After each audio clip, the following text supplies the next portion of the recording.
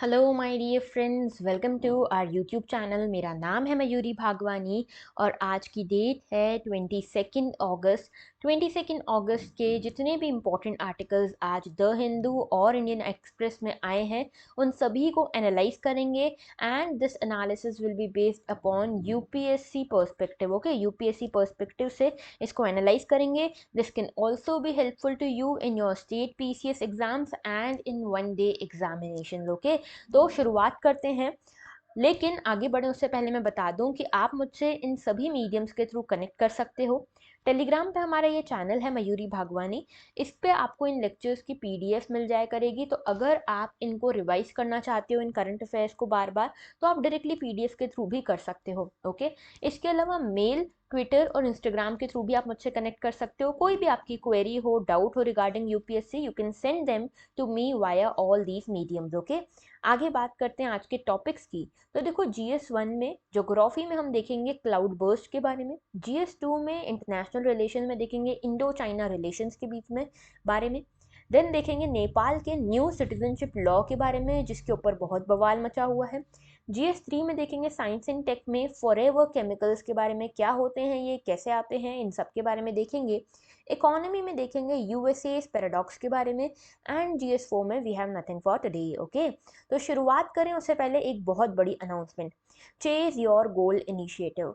तो देखो, यहाँ पे आप सभी को पता है कि हमारा एक कॉम्प्रहेंसिव करंट अफेयर्स कोर्स आता है यूट्यूब पे, जो कि अभी जिसमें देखो 3 लेक्चर्स आते हैं। ठीक है, इसमें 3 चीज़ें होती हैं। एक होता है हमारा ये डीएनए, डेली न्यूज़ एनालिसिस, जिसको हम प्रीलिम्स डोज भी कहते हैं। ठीक है, दूसरा होता है हमारा एडिटोरियल एनालिसिस, जिसको हम मेंस डोज भी कहते हैं। और तीसरा होता है प्रीलिम्स संग्राम, जिसमें हम बेसिकली आपके लिए करंट अफेयर्स क्विज लेकर आते हैं bye the end of the day. Okay, तो आपको क्या करना है, इन तीनों में आपको पार्टिसिपेट करना है।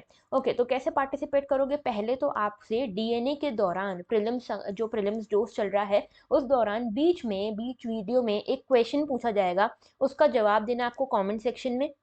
उसके बाद जो हमारा एडिटोरियल एनालिसिस आता है, उसमें आंसर राइटिंग प्रैक्टिस करने के लिए एक मेंस का क्वेश्चन दिया जाता है आपको एंड में, उसको आपको अटेम्प्ट करना है और टेलीग्राम ग्रुप पे भेजना है। थर्ड, आपको क्या करना है, प्रीलिम संग्राम अटेम्प्ट करना है। प्रीलिम संग्राम यानी कि जो करंट अफेयर्स क्विज आती है हमारी डेली 9:15 PM पर, इसको आपको अटेम्प्ट करना है और अपने स्कोर्स कमेंट सेक्शन में लिखने हैं।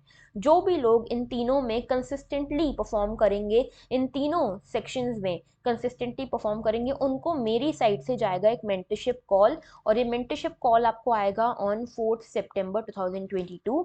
और इस पूरे जो ये पूरा इनिशिएटिव है, इसका जो रिजल्ट होगा वो मैं 3 सितंबर को अनाउंस कर दूंगी कि इन इन लोगों को मेंटरशिप कॉल आने वाला है। तो अगर आप चाहते हो कि आप अपनी प्रिपरेशन को अलाइन करना चाहते हो यूपीएससी के हिसाब से, अगर आप थोड़ा सा एक्सपीरियंस्ड पीपल के साथ यहाँ पे अपनी प्रिपरेशन को अलाइन करना चाहते हो, परफॉर्म करना चाहते हो, then you can participate in this contest. और यहाँ पे देखो, आपको 2 फायदे होने वाले हैं अगर आप इसको रिलीजियसली फॉलो करोगे ना। तो पहला फायदा तो ये कि आपको एक पर्सनलाइज्ड मेंटरशिप कॉल मिलेगा, that too for free. And दूसरा, आप करंट अफेयर्स में भी काफी एक्सेल कर जाओगे by the end of this contest. Okay, तो एंड में सिर्फ I just say one thing, that if you follow this initiative, if you follow this challenge and you religiously perform in this challenge, then you'll fall in love with current affairs. Okay, और आपको कभी कोई दिक्कत नहीं आएगी current affairs में। तो शुरुआत करते हैं, चलो आज के डेली न्यूज़ एनालिसिस की, डीएनए की। याद रखना, बीच में आएगा एक क्वेश्चन आप लोगों के लिए, आपको उसको देख के अटेम्प्ट करना है और कमेंट सेक्शन में उसका जवाब देना है। ओके, तो पहला हमारा क्वेश्चन है, पहला हमारा आर्टिकल है, what are cloud burst incidents and are they rising across India. तो क्वेश्चन, जो हमारा पहला आर्टिकल है वो बात कर रहे हैं क्लाउड बर्स्ट इंसिडेंट्स की।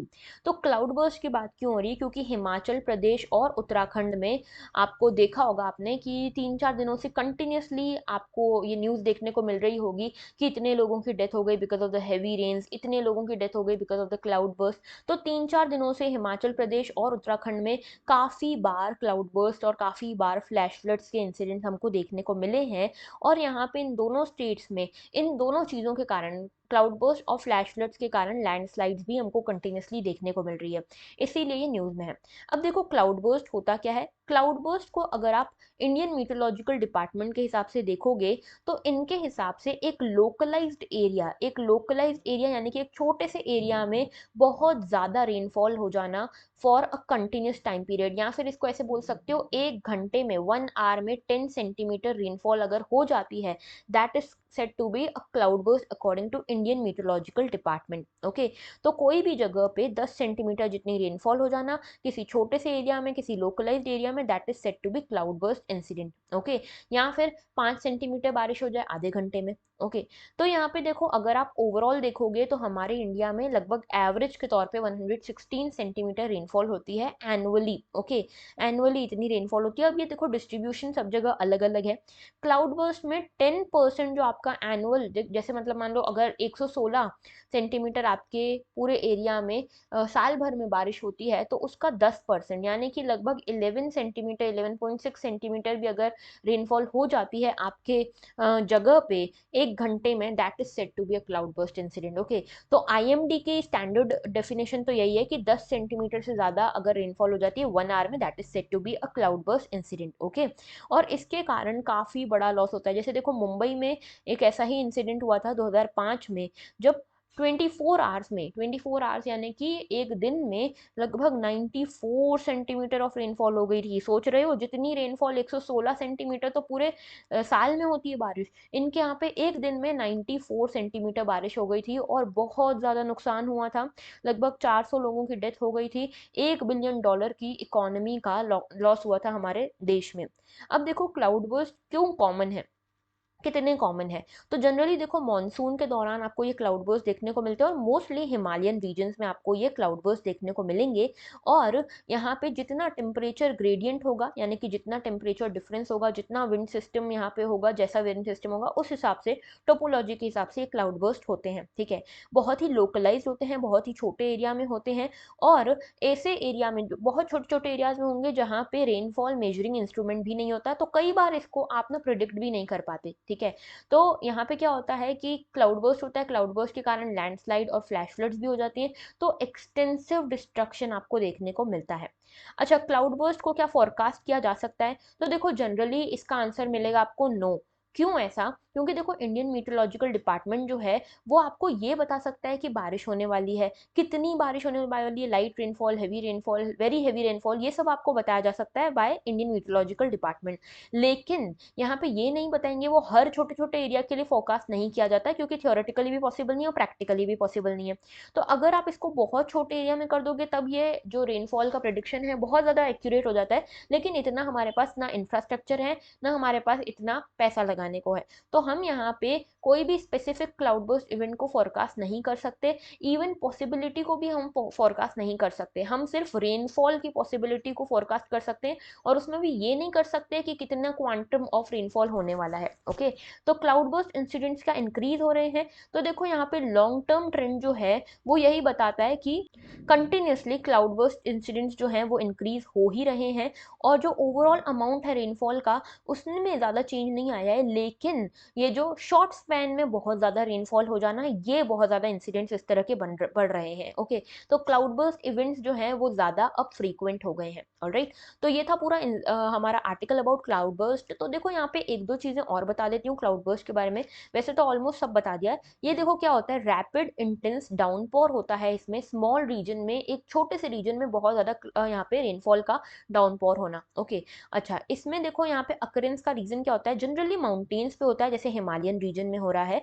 होता क्या है कि यहाँ से जो विंड्स हैं वो ऊपर चढ़ना, माउंटेन्स की तरफ चढ़ना शुरू करती हैं, क्योंकि ये विंड्स इनिशियली वार्म होती हैं। जब ये ऊपर चढ़ती हैं तो धीरे धीरे मॉइस्चर को भी केटर करती जाती हैं और ऊपर जाती जाती हैं। ठीक है, अब यहाँ पे जाके ये कंडेंस होने लगती है और क्यूमुलो निम्बस क्लाउड्स बनाने लगती है। क्यूमुलो निम्बस क्लाउड्स वो होते हैं जिनकी हाइट बहुत ज़्यादा होती है और जो बहुत ही डेंस होते हैं। ऊपर जो है यहाँ पे माउंटेन्स के रीजन में, ऊपर वाले रीजन में अपर एयर सर्कुलेशन बहुत ही कम होता है, कोई डिसिपेशन नहीं होता। तो इसीलिए क्योंकि विंड्स होती है तो ये डिसिपेट हो जाती है क्लाउड्स, ठीक है, फैल जाती है, लेकिन क्योंकि कोई विंड्स नहीं है इसीलिए डिसिपेशन नहीं हो पाता और अल्टीमेटली ये पूरा का पूरा क्लाउड जो है वो प्रेसिपिटेट कर देता है एक छोटे से रीजन में जहाँ पे इंटेंस रेनफॉल हो जाती है। ओके, तो ये रीजन है इसके अकरेंस का। ओके, अच्छा, इस अकरेंस को हम प्रिडिक्ट कर सकते हैं क्या? मैं आपको बता चुकी हूँ कि इस अकरेंस को प्रिडिक्ट करना लगभग नॉन रिलायबल मेथड्स, आज तक के लिए हमारे पास कोई रिलायबल मेथड नहीं क्लाउड बर्स्ट को यहाँ पे प्रिडिक्ट करने की। और कैसे इम्पैक्ट होता है? फ्लैश फ्लड्स आ जाती हैं, डेब्रिस रॉक्स वगैरह सब नीचे आने लगते हैं, लैंडस्लाइड्स होने लगते हैं, और भी दूसरी कैलेमिटीज आ जाती हैं। तो ये सारे इश्यूज होते हैं विद क्लाउड बर्स्ट। ओके, आगे बात करते हैं। नेक्स्ट इशू है फॉरएवर केमिकल्स के बारे में। ये क्या है फॉरएवर केमिकल्स? देखो, नाम से क्लियर है कि फॉरएवर केमिकल्स मतलब ऐसे केमिकल्स जो बहुत लंबे समय तक, लगभग हमेशा के लिए रहने वाले हैं इस अर्थ पे। ओके, तो they risk the risk they pose and the new way to destroy them. Basically ये न्यूज़ में इसीलिए क्योंकि एक स्टडी सामने आई है, एक टीम ऑफ साइंटिस्ट ने ये दावा किया है कि हम इन फॉरएवर केमिकल्स को ख़त्म कर सकते हैं। इन फॉरएवर केमिकल्स जो हैं, इनका नाम क्या है? पॉलीफ्लोरो अल्कलाइल सब्सटेंसेस इनको कहते हैं, PFAS, ठीक है, पॉलीफ्लोरो अल्कलाइन सब्सटेंसेस हैं ये। और इनके पास ये एबिलिटी होती है कि ये एटमॉस्फेयर में, रेनफॉल में, रेन वाटर में सब जगह स्टिक कर सकते हैं, सॉइल में भी स्टिक कर सकते हैं। ओके, तो यहाँ पे ये जो एप्लीकेशन मेथड है कि इसको डिग्रेड किया जा सकता है, वो अभी तक चेक तो नहीं हुई है, लेकिन काफ़ी प्रॉमिसिंग इसके दावे हैं। ओके, तो ये PFAS है क्या? पॉलीफ्लोरो अल्कलाइन सब्सटेंसेस हैं क्या? तो देखो, यहाँ पे इनका मतलब ये है कि ये मैनमेड केमिकल्स होंगे, मैनमेड केमिकल्स जो कि यहाँ पे आपको देखने को मिलते हैं नॉन स्टिक कुकवेयर पे, रेपेलेंट जो वाटर रेपेलेंट क्लॉथिंग होती है उस पे, स्टेन रेजिस्टेंट फैब्रिक्स होते हैं, कॉस्मेटिक्स होते हैं, फायरिंग जो फायर फाइटिंग फोम्स होती हैं, इन सब पे आपको ये देखने को मिलता है PFAS अप्लाई किया जाता है। और बेसिकली ये ऐसे होते हैं कि ये ग्रीस, वाटर और ऑयल से रेजिस्टेंट होते हैं, ठीक है। इसको डेंटल फ्लॉस में भी आपको पाया जाता है। और इनफैक्ट जब आप कुछ भी पार्सल पैक करवाते हो ना किसी रेस्टोरेंट से, तो उसकी जो थैली मिलती है, रैपर मिलता है, उसमें भी ये मिलता है आपको, ठीक है। ये सॉइल को, वाटर को, रेनफॉल को, एयर ड्रॉप्स को, ये हर किसी को यहाँ पे कंटेमिनेट कर सकते हैं। और सबसे खास बात ये है कि ये ब्रेक डाउन नहीं होते, ये हमेशा एनवायरमेंट में रहते हैं, बहुत लंबे समय तक एनवायरमेंट में रह सकते हैं। ओके, जो फैक्ट्रीज भी इनको मैन्युफैक्चर करती है वो उस वहाँ से ये रिलीज भी होते हैं, ठीक है, एयर में रिलीज भी होते हैं, रिवर्स में, ग्राउंड वाटर्स में भी रिलीज होते हैं, और ये लोगों के अंदर भी जाके एक्यूमुलेट हो सकते हैं, ह्यूमंस के अंदर जाके भी एक्यूमुलेट हो सकते हैं। नेक्स्ट एक और इम्पॉर्टेंट फैक्ट आपको बताऊं तो अंटार्कटिका और तिब्बत में कुछ रेन ड्रॉप्स आए, और इन रेन ड्रॉप्स में भी आपको ये PFAS के यहाँ पे साक्ष्य मिले, एविडेंसेस मिले। ओके, अच्छा, क्या हार्म ये कॉज कर सकते हैं? देखो, इनके कारण फर्टिलिटी डिक्रीज हो सकती है, डेवलपमेंट डिफेक्ट्स हो सकते हैं बच्चों में, बॉडी हार्मोन्स के साथ छेड़छाड़ हो सकती है, कोलेस्ट्रॉल लेवल्स बढ़ सकते हैं, कैंसर्स हो सकते हैं अलग अलग टाइप्स के। ओके, अच्छा, दूसरी चीज़ ये कि इनका अगर ज़्यादा एक्सपोजर आपको रहता है तो आप में जो इम्यूनिटी है, जो एंटीबॉडीज बनती हैं दूसरे यहाँ पे डिसीजेस के अगेंस्ट, वो भी इम्यूनिटी जो है ख़त्म होने लगेगी, या एंटीबॉडीज नहीं बनने लगेंगी। ओके, अब आप कैसे इससे रिड पा सकते हो? कौन सी ऐसी मेथड है ये पॉलीफ्लोरो अल्कलाई सब्सटेंसेस से यहाँ पे रिड पाने की, या फिर इससे निजात पाने की? तो देखो, यहाँ पे कोई ऐसी मेथड पर्टिकुलरली है तो नहीं, लेकिन अभी जो मेथड यहाँ पे बताई जा रही है, देखो एक चीज़ याद रखना कि एयर से इसको रिमूव करना बहुत डिफिकल्ट है, रेनफॉल के जो ड्रॉपलेट्स हैं उनसे रिमूव करना फिर भी ठीक है। तो यहाँ पे एक मेथड जिसके थ्रू आप ये रेन वाटर से इसको रिड करवा सकते हो, अलग करवा सकते हो, वो ये है कि एक फिल्ट्रेशन सिस्टम हो जिसमें एक्टिवेटेड कार्बन हो। ये एक्टिवेटेड कार्बन को हम बार बार रिप्लेस करते रहें, ओल्ड जो कंटेमिनेटेड मैटर हो उसको हम ख़त्म कर दें, बर्न कर दें। लेकिन इसमें एक रिस्क ये है कि जो यहाँ पे अगर आप इसको बर्न करोगे तो हो सकता है कि इसमें भी कुछ PFAS सब्सटेंसेस हों, पॉलीफ्लोरो अल्कलाइक सब्सटेंसेस हों, जो कि एयर में रिलीज हो जाए और फिर डिस्ट्रॉय ना हो, तो एयर से रिमूव करना और डिफिकल्ट हो जाएगा। ओके, अभी देखो क्या कहा जा रहा है, नई मेथड ये है कि जो सोप में कुछ इंग्रेडिएंट्स होते हैं उनको हम उनके थ्रू यहाँ पे इससे रिड पा सकते हैं, जैसे कि इसको एक सॉल्वेंट में मिलाओ जिसका नाम है DMSO, डायमिथाइल सल्फो ऑक्साइड, इसके साथ फिर बाद में इसको सोडियम हाइड्रोक्साइड के साथ मिक्स करो।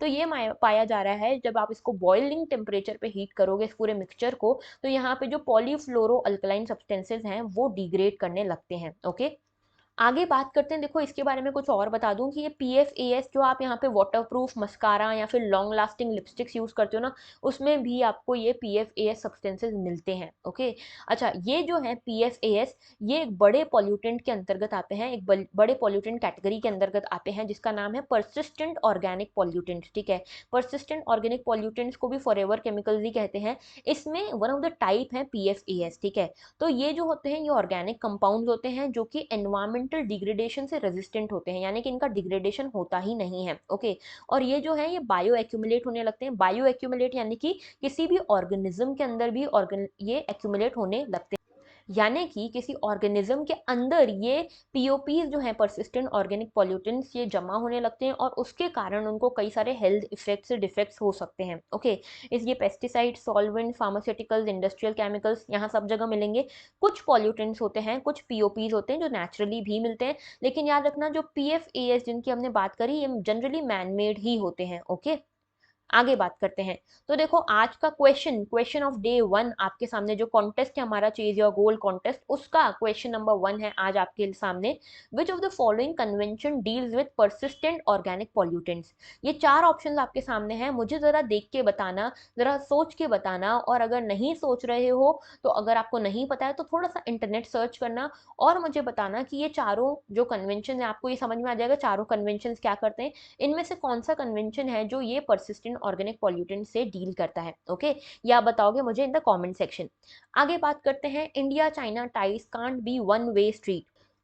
तो देखो नेक्स्ट आर्टिकल है हमारा, India China ties can't be one way street. हुआ क्या है, देखो हुआ कुछ यूं है कि चाइना के साथ हमारी हिस्ट्री कुछ ऐसी रही है कि इंडिया ने आगे से कई सारे एफर्ट्स किए हैं चाइना के साथ रिलेशनशिप को ठीक करने के, लेकिन हर बार चाइना की साइड से ही यहाँ पे एस्केलेशन हुआ है, चाइना की साइड से ही यहाँ पे डिस्प्यूट्स क्रिएट हुए हैं। ठीक है, तो हमारे जो मिनिस्टर ऑफ एक्सटर्नल अफेयर्स हैं S जयशंकर जी, उन्होंने वो साउथ अमेरिका की यहाँ पे विजिट पे थे और इन्होंने काफ़ी सारे जो इंडियन यहाँ रहते हैं उनको एड्रेस किया। इनसे एक क्वेश्चन पूछा गया कि चाइना के बारे में आपका क्या ख्याल है, इंडिया चाइना रिलेशंस कैसे हैं। तो देखो इन्होंने ये कहा कि अगर आपको कोई भी रिलेशनशिप रखनी है किसी भी कंट्री के साथ तो वो रिलेशनशिप वन वे नहीं हो सकती। वन वे रिलेशनशिप कभी नहीं हो सकती, सिर्फ एक ही कंट्री एफर्ट्स कर रही है, दूसरी कंट्री को कोई मतलब नहीं है, ऐसी रिलेशनशिप कभी भी सस्टेन नहीं कर सकती। तो यही चीज़ इन्होंने इंडिया चाइना टाइज के लिए कहा। इन्होंने कहा कि 1990s में हमने एक एग्रीमेंट साइन किया था इंडिया और चाइना ने कि हम कभी भी अपने ट्रूप्स को, अपनी मिलिट्री, अपनी आर्म्ड फोर्सेस को बॉर्डर एरिया पे नहीं लाएंगे, लेकिन चाइना ने इसका यूनिलेटरली उल्लंघन किया और गालवान में अपनी मिलिट्री को उतार दिया, जिसके बाद इंडिया को भी यहाँ पे उतरना पड़ा। तो चाइना और इंडिया जो है काफ़ी लंबे समय से लद्दाख में स्टैंड ऑफ इनके बीच में चल रहा है। 16 राउंड ऑफ टॉक हो गई हैं, लेकिन फिर भी आज तक भी कोई यहाँ पे फाइनल कंक्लूजन नहीं निकल पाया। ओके, और ये आप जानोगे कि S जयशंकर जी जो हैं ये 2009 से 13 तक यहाँ पे इंडियन अम्बेसडर रहे हैं चाइना में, तो ये ऑलरेडी चाइना के सारे हिस्ट्री वगैरह के बारे में जानते हैं। तो मैं आपको थोड़ा सा इसके बारे में बता देती हूँ हिस्ट्री के बारे में, इंडो चाइना रिलेशंस की हिस्ट्री क्या है, किस तरह से ये जो चीज़ बोली जा रही है वन वे रिलेशनशिप ये क्या है। तो देखो इनिशियली में क्या हुआ कि पहले इंडिया जो था ये इंडिपेंडेंट हुआ इन 1947। इसके बाद चाइना जो था ये पार्शली कॉलोनाइज्ड था बाय द ब्रिटिशर्स, ये भी इंडिपेंडेंट होता है इन 1949।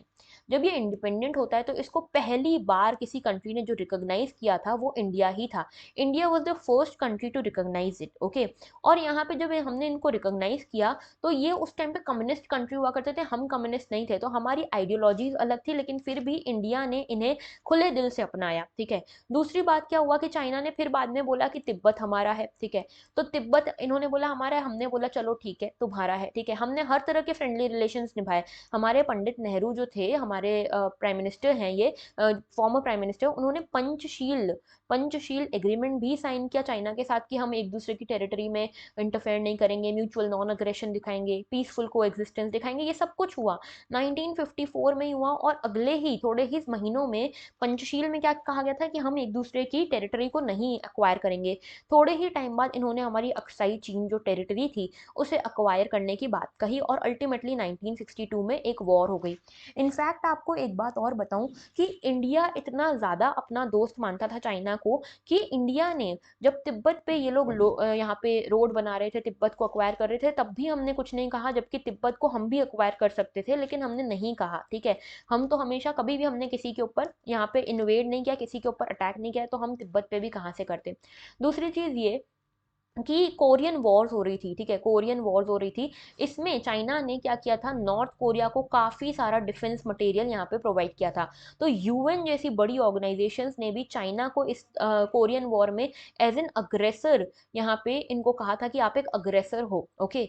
तब भी इंडिया जो था तब भी इंडिया जो था वो चाइना के साथ खड़ा हुआ था, और इंडिया ने चाइना के अगेंस्ट कोई स्टेटमेंट नहीं दिया, उल्टा चाइना के साथ हम खड़े थे।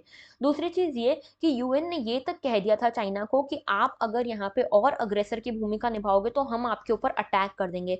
उस टाइम चाइना ने कहा था कि आप अगर हमारे ऊपर अटैक करोगे तो भी आप 1/3 चाइना को बर्बाद कर पाओगे, 2/3 चाइना फिर भी रहेगा, और 2/3 चाइना पूरी दुनिया को बर्बाद कर देगा। इस तरह की अग्रेसर भूमिका इन्होंने निभाई थी। उस टाइम पे भी हम इंडिया जो था चाइना के साथ खड़ा था, और अल्टीमेट इन्होंने क्या किया, 1962 में हमारे ऊपर वॉर छेड़ दी। उसके बाद भी हमने कई बार इनसे रिलेशनशिप ठीक करने की कोशिश करी, हम एससीओ जैसी शंघाई कोऑपरेशन ऑर्गेनाइजेशन में शामिल हुए, लेकिन फिर भी यहाँ पे इनका बार बार यही चलता है कि यूनिलेटरली ये डिस्प्यूट्स क्रिएट करते हैं, लैंड डिस्प्यूट्स क्रिएट करते हैं, और दोनों देशों को परेशान करते हैं, पूरे रीजन को इनसिक्योर बना देते हैं, ओके। तो ये पूरा आर्टिकल था about Indo China relation. Next देखो, एक और इंपॉर्टेंट आर्टिकल है इंटरनेशनल रिलेशन से ही, the controversy around Nepal's new citizenship law.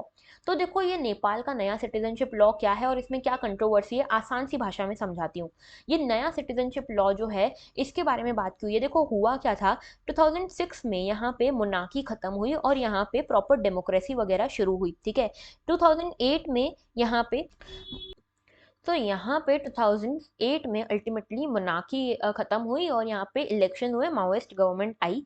उसके बाद 2015 से मल्टी पार्टी यहाँ पे सिस्टम चल रहा है, कॉन्स्टिट्यूशन वगैरह बना सब प्रॉपरली। लेकिन यहाँ पे वो सभी नेपालीज को सिटीजनशिप दी गई जो यहाँ पे पैदा हो चुके हैं, लेकिन इनके बच्चों का क्या, आने वाली जनरेशन का क्या, इसके ऊपर कोई भी लॉ नहीं बनाया गया। तो अभी यहाँ पे जो सिटीजनशिप अमेंडमेंट एक्ट है वो इसी की बात करता है। तो आज के ज़माने में, आज की जनरेशन में, एरा में जो बच्चे हैं, जो यूथ है, जिनके पास कोई सिटीजनशिप नहीं है, उन्हें कैसे सिटीजनशिप देनी है वो बात करता है ये नया सिटीजनशिप लॉ, ओके। अब इसमें क्या कहा गया है, देखो ये जो लॉ है ना, ये पार्लियामेंट से पास होके यहाँ पे प्राइम मिनिस्टर प्रेसिडेंट के पास गया इसके असेंट के लिए। लेकिन प्रेसिडेंट जो है यहाँ की, विद्या देवी भंडारी जी, उन्होंने इसको वापस लौटा दिया और ये बोला कि इसके ऊपर फिर से विचार होना चाहिए, ओके। अब ये क्लैश चल रहा है बिटवीन प्रेसिडेंट एंड पार्लियामेंट कि ये बिल जो है, ये लॉ जो है, ये पास ना हो। इसमें कुछ इश्यूज हैं। इश्यूज क्या है कि ये कहा गया है कि एक तो पुराना सिटीजनशिप एक्ट 2006 का, उसे अमेंड करने के लिए है। इसमें यह कहा गया है कि कोई भी पर्सन जिसके फादर या मदर नेपाली सिटीजन है, उन्हें यहाँ पे बाय डिसेंट सिटीजनशिप मिल जाएगी नेपाल की। दूसरा, इसमें यह कहा गया है कि अगर कोई पर्सन जिसकी मदर जो है वो नेपालीज मदर है और फादर अनआइडेंटिफाइड है, फादर का नाम नहीं है, फादर का पता नहीं है, अनआइडेंटिफाइड फादर है, तो ऐसे में भी उन्हें डिसेंट से सिटीजनशिप मिल सकती है। अब देखो ये चीज़ बड़ी ही ह्यूमिलेटिंग से हो गई कि क्या कोई मदर को ये यहाँ पे डिक्लेयर करना पड़ेगा कि इस बच्चे का फादर जो है वो अनआइडेंटिफाइड है, ठीक है। और ये कहा जा रहा है कि यहाँ पे अगर फादर अनआइडेंटिफाइड है और अगर वो फॉरेनर फादर है, ठीक है, नेपाली फादर नहीं है, और फॉरेनर फादर है, तो ऐसे में उसको नेचुरलाइज्ड सिटीजनशिप मिलेगी उस बच्चे को। और अगर जो मदर है वो गलत बताती है कि नहीं भाई ये इसका फादर जो है अनआइडेंटिफाइड है लेकिन नेपाली ही है, बाद में पता चलता है कि नहीं वो फॉरेनर फादर है उसका, तो ऐसे केस में उस मदर के अगेंस्ट यहाँ पे प्रॉपर प्रोसीडिंग्स हो सकती है, प्यूनिटिव एक्शंस हो सकते हैं। तो यहाँ पे देखो ये अनआर्टिकुलेटेड कंसर्न्स है, ऑर्थोडॉक्स है, बहुत ऑर्थोडॉक्स कंट्री है ये, ठीक है। नेपालीज मेन जो हैं वो यहाँ पे तराई रीजन में रहते हैं जनरली, और तराई रीजन के जो नेपालीज मेन हैं वो यहाँ पे मैरी करते हैं उन विमेन को जो नॉर्दर्न इंडिया से आती हैं। तो देखो कई सारे मेन जो हैं यहाँ पे वो शादी करते हैं विमेन से जो कि इंडियन विमेन है, ठीक है, इंडियन विमेन। तो हमारे और नेपाल के बीच में रोटी बेटी का रिश्ता भी बोलते हैं, बेटी रोटी का रिश्ता है, ठीक है, क्योंकि हम आपस में जो है मैट्रिमोनियल टाइज वगैरह शेयर करते हैं। लेकिन अगर मान लो कोई मेल आदमी है, मेन है, और उसकी वाइफ, उसकी जो बच्चा है, उसकी मदर अगर जो भी यहाँ पे किड है, उसकी मदर अगर अनआइडेंटिफाइड है, तो ये मेन बैंक को नहीं बताना पड़ेगा कि भैया इसकी मदर अनआइडेंटिफाइड है, लेकिन अगर मदर है, उसका जो बच्चा है उसका फादर अनआइडेंटिफाइड है, तो उसको ज़रूर बताना पड़ेगा, डिक्लेयर करना पड़ेगा। और ऑलरेडी जो इनकी जो सोसाइटी है that is too orthodox, okay. तो ये एक बहुत बड़ी चीज़ मानी जा रही है। और जो बच्चे हैं यहाँ पे इन फैमिलीज़ के, उनको अलग नज़रिए से देखा जाने लगेगा सोसाइटी में, ठीक है। और यहाँ पे एक चीज़ ये भी है कि मधेसी पार्टीज़ जो हैं उन्होंने सपोर्ट किया, लेकिन फिर भी अभी तक इक्वल सिटीजनशिप जो है वो नहीं आ पाई है। इंटर एथनिक नेचर सिटीजनशिप में भी आपको देखने को मिल रहा है, ठीक है। तो ये पूरी कंट्रोवर्सी थी regarding Nepals new citizenship law. ज़रा इसका मैप देख लो, नेपाल कितने स्टेट से हमारी बॉर्डर शेयर करता है, ज़रा इसको देख लो अच्छे से। तो देखो उत्तराखंड से बॉर्डर शेयर करता है, उत्तर प्रदेश से, बिहार से, सिक्किम से, और यहाँ पे देखो वेस्ट बंगाल से। वेस्ट बंगाल आप यूजुअली, क्योंकि हमें जनरली लगता है कि वेस्ट बंगाल तो बहुत नीचे है, लेकिन ध्यान रखना वेस्ट बंगाल से भी ये देखो इतनी बॉर्डर शेयर हो रही है, ओके। आगे बात करते हैं यूएस जॉब रिसेशन पैराडॉक्स। तो देखो हुआ यूं है कि यूएस में एक पैराडॉक्स देखने को मिल रहा है। जनरली क्या होता है कि जब इन्फ्लेशन आता है तो हमारी आरबीआई जैसे क्या करती है, सेंट्रल बैंक्स होती हैं, वो क्या करती हैं, इंटरेस्ट रेट्स को हाइक कर देती हैं। इंटरेस्ट रेट्स हाइक हो जाते हैं और देखो इन्फ्लेशन, कंटिन्यूस इन्फ्लेशन होगा तो जीडीपी भी गिरने लगती है। अच्छा, ये इंटरेस्ट रेट्स हाइक हो गए, इंटरेस्ट रेट हाइक करने से क्या होता है, डिमांड जो है वो कम होने लगती है, ओके, एंड सप्लाई बढ़ने लगती है, तो ये इन्फ्लेशन कर्व हो जाता है। अब ऐसे में जब डिमांड कम है, सप्लाई ज़्यादा है, तो यूजुअली क्या होता है, जितने भी बड़े इंडस्ट्रियलिस्ट हैं वो यहाँ पे वर्कर्स को शेड ऑफ करने लगते हैं, फायर करने लगते हैं, ठीक है। तो यहाँ पे अनएम्प्लॉयमेंट बढ़ना चाहिए, ठीक है, अनएम्प्लॉयमेंट बढ़ना चाहिए, लेकिन यूएस में उल्टा देखने को मिल रहा है। रिसेशन है, जीडीपी गिर रही है, इन्फ्लेशन है, इंटरेस्ट रेट यहाँ पे जो फेडरल बैंक है, इनकी सेंट्रल बैंक, उन्होंने हाइक किए हैं, लेकिन फिर भी अनएम्प्लॉयमेंट नहीं बढ़ रही है, उल्टा एम्प्लॉयमेंट बढ़ रही है। ऐसा एक पैराडॉक्स देखने को मिल रहा है यहाँ पे, ओके। तो देखो जरा, यूएस की जो जीडीपी है 2 क्वार्टर्स से कंटिन्यूसली गिर रही है, और इसी को रिसेशन कहते हैं, जब दो कॉन्सिक्वेंट जो क्वार्टर्स है उसमें अगर आपकी जीडीपी गिर रही है, इसी को कहते हैं रिसेशन, ओके। और यहाँ पे वर्ल्ड वॉर 2 के बाद जब रिसेशन आया था तो पूरे पूरे वर्ल्ड में बैंड बज गई थी, हर जगह अनएम्प्लॉयमेंट था, हर जगह यहाँ पे इश्यूज चल रहे थे। लेकिन इस बार देखने को मिल रहा है कि यहाँ पे इन्फ्लेशन आया है, रिसेशन आया, लेकिन फिर भी इंटरेस्ट रेट बढ़ाए गए हैं इसको कर्व करने के लिए, लेकिन फिर भी क्या हो रहा है, यहाँ पे अनएम्प्लॉयमेंट कम हो रहा है, एम्प्लॉयमेंट बढ़ रहा है। यूजुअली एक साइकिल देखो, यूजुअल लेवल पे एक साइकिल चलती है। क्या साइकिल चलती है कि इकोनॉमिक कॉन्ट्रैक्शन हो रहा है, इकोनॉमिक कॉन्ट्रैक्शन यानी कि जीडीपी कम हो रही है, ठीक है। इकोनॉमिक कॉन्ट्रैक्शन होगा, जीडीपी कम होगी, डिमांड कम होगी, तो इसके कारण क्या होगा, इंडस्ट्रियलिस्ट जो हैं वो अपने इंडस्ट्रीज से वर्कर्स को फायर करने लगेंगे, तो अनएम्प्लॉयमेंट क्या होती है, बढ़ने लगती है। जब अनएम्प्लॉयमेंट बढ़ने लगती है तो इन लोगों की जो शेड ऑफ किए जा रहे हैं, फायर किए जा रहे हैं, उनके घर की डिमांड भी कम होगी। डिमांड कम होगी, अगर डिमांड कम हो जाएगी इसके चक्कर में, तो फिर क्या होगा, फिर से इकोनॉमिक कॉन्ट्रैक्शन होगा। तो ये एक साइकिल चलती रहती है, लेकिन यूएस में उल्टा हो रहा है, ठीक है। लेबर मार्केट पैराडॉक्स देखने को मिल रहा है, ओके। और यहाँ पे ये जो लेबर मार्केट पैराडॉक्स है, ये बहुत ही अलग टाइप का है। एक तो यहाँ पे रेट टाइटनिंग हो गई है, यहाँ पे इन्फ्लेशन रेट ज़्यादा है, इसीलिए यहाँ पे इंटरेस्ट रेट बढ़ा दिए गए हैं, ठीक है। रेपो रेट बढ़ा दिया, रिवर्स रेपो रेट बढ़ा दिया, सब कुछ बढ़ा दिया। अगर आप लोन लेने जाओगे तो बड़ा इंटरेस्ट रेट देना पड़ेगा, सेव करने जाओगे तो भी आपको अच्छा इंटरेस्ट रेट मिलेगा। तो इस चक्कर में क्या हो रहा है, बाकी सारी कंट्रीज़ को भी कुछ ना कुछ यहाँ पे फेस करना पड़ रहा है, कुछ ना कुछ इश्यूज उनके साथ भी हो रहे हैं।